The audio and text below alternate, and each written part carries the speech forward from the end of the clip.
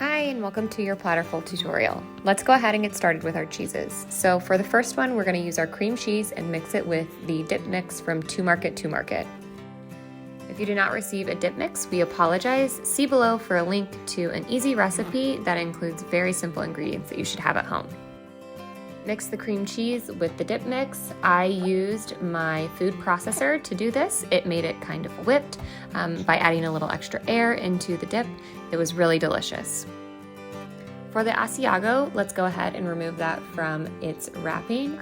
We will turn it on its side to cut and just go ahead and slice it from the skinny end of the wedge to the larger end. For placement, you can actually use that skinny tip to prop up the back of your wedge like you see in my image. For our large boxes, the last cheese is the honey goat cheese log. Go ahead and take that out of its wrapper. This one's super simple. Moving on to our meats, let's go ahead and remove the sliced salami from its wrapping.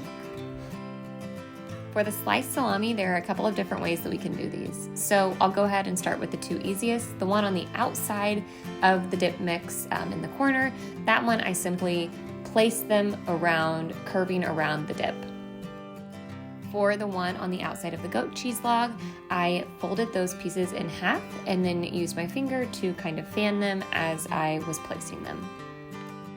Finally, for the one between my dip mix and my Asiago, I simply folded pieces in half and then scrunched them up to form a river, but facing up. So same as the one prior around the goat cheese, folding it in half, but this one, they are facing up and not down flat against the board. For our large boxes, go ahead and take your chorizo chub and remove it from its packaging and then also the inner casing. After removing it from its casing, you can go ahead and slice it into about 1/8 of an inch thick pieces, and we will arrange it on our boards as you can see in my photo. Up next, we have our carbs, so go ahead and remove those from the package. We have our Rustic Bakery flatbreads. I opted to place those near my goat cheese. Those will also be a part of the perfect bite, really delicious.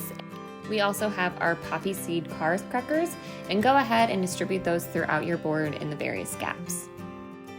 Up next, we have our spreadables, so go ahead and feel free to place those in the jars on your board, or you can use the disposable bowls that we provide and scoop them into that. Next are our various accompaniments. Go ahead and fill your board and the open spots that you have with the various accompaniments that came in your box.